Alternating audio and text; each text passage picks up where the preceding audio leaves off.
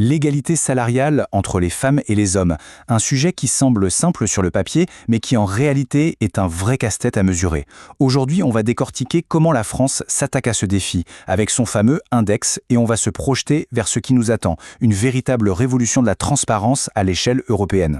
On entend ce chiffre partout, l'écart salarial souvent balancé comme un simple pourcentage. Mais est-ce que ce chiffre unique dit toute la vérité? Est-ce que c'est vraiment aussi simple que de faire une soustraction? On va vite voir que la réalité est bien plus nuancée. Alors, voilà notre feuille de route pour y voir plus clair. D'abord, on va définir de quoi on parle vraiment, en faisant bien la différence entre égalité et équité. Ensuite, on plongera au cœur du système français, l'index, comment il fonctionne, ce qu'il implique. Et pour finir, on regardera vers le futur, avec la nouvelle directive européenne qui va tout changer. Allez, on met les pieds dans le plat. Pour bien comprendre le sujet, il faut absolument faire la différence entre deux types d'écart de salaire. Ils ne racontent pas du tout, mais alors pas du tout la même histoire. D'un côté, on a ce qu'on appelle l'écart non ajusté. C'est la photo d'ensemble, un peu brute. On prend la moyenne de tous les salaires des femmes et on la compare à la moyenne de tous les salaires des hommes. Cet écart-là, il nous parle souvent du fameux plafond de verre, du manque de femmes aux postes les mieux payés. Et de l'autre côté, on a l'écart ajusté. Là, on sort la loupe, on compare ce qui est comparable. Même poste, même expérience, même qualification.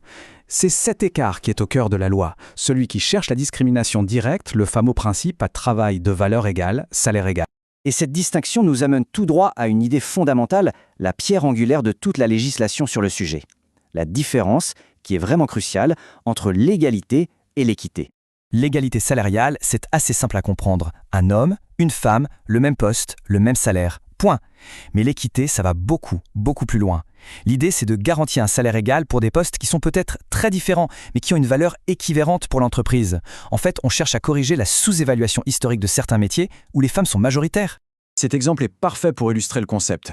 Technicienne juridique, technicienne informatique, à première vue, ce sont deux mondes. Mais si on analyse objectivement les compétences nécessaires, les responsabilités, l'effort demandé, on pourrait très bien se rendre compte que pour l'entreprise, ces deux postes ont une valeur égale. Eh bien, l'équité salariale demanderait alors que la paye soit comparable. Bien sûr, attention, toute différence de salaire n'est pas forcément de la discrimination. La loi prévoit des cas où un écart est justifié, mais il faut que ça repose sur des critères objectifs et mesurables. Par exemple, une performance individuelle qui crève le plafond, des responsabilités plus importantes, une compétence technique très rare ou un diplôme spécifique qui est absolument essentiel pour le poste. L'expérience aussi peut jouer, mais la loi précise bien que c'est un argument qui pèse surtout au moment de l'embauche. Ok, la théorie, c'est bien beau. Mais concrètement, comment la France a-t-elle fait pour traduire ces grands principes en un outil de mesure concret que les entreprises peuvent utiliser? Eh bien la réponse, c'est lui, l'index de l'égalité professionnelle. C'est l'outil officiel qui force les entreprises à passer des belles paroles aux chiffres, en transformant leur performance en un score, une note bien tangible. Le principe est simple. Chaque année, toutes les entreprises de 50 salariés et plus doivent s'auto-évaluer et se donner une note sur 100. Mais attention, ce n'est pas un exercice à garder pour soi. Cette note, il faut la publier. C'est une obligation de résultat et surtout de transparence. D'accord, une note sur 100. Mais comment est-ce qu'on arrive à ce chiffre? Ce n'est pas une note sortie du chapeau. Elle est le résultat d'un calcul basé sur 5 indicateurs très précis. On va les décortiquer. Alors, regardons la recette de cet index. On voit tout de suite le gros morceau, le nerf de la guerre, l'écart de rémunération à poste égal qui pèse pour 40 points sur 100. C'est énorme. Ensuite, on analyse la dynamique des carrières, 20 points pour les chances d'avoir une augmentation et 15 points pour les chances d'avoir une promotion. Un point super important, 15 points sont dédiés spécifiquement aux augmentations au retour de congé maternité pour s'assurer que les femmes ne soient pas pénalisées. Et enfin, les 10 derniers points regardent le sommet de la pyramide. Y a-t-il des femmes parmi les 10 plus hauts salaires? Calculer son score, c'est une chose. Mais après, qu'est-ce qui se passe? Loin d'être un simple chiffre pour la communication, ce score entraîne des obligations légales qui peuvent avoir des conséquences très concrètes.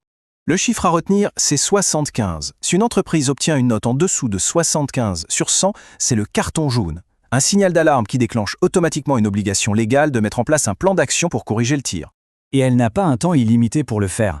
La loi est claire, l'entreprise a 3 ans, pas un de plus, pour que ces mesures fassent effet et que sa note repasse au-dessus de la barre des 75 points.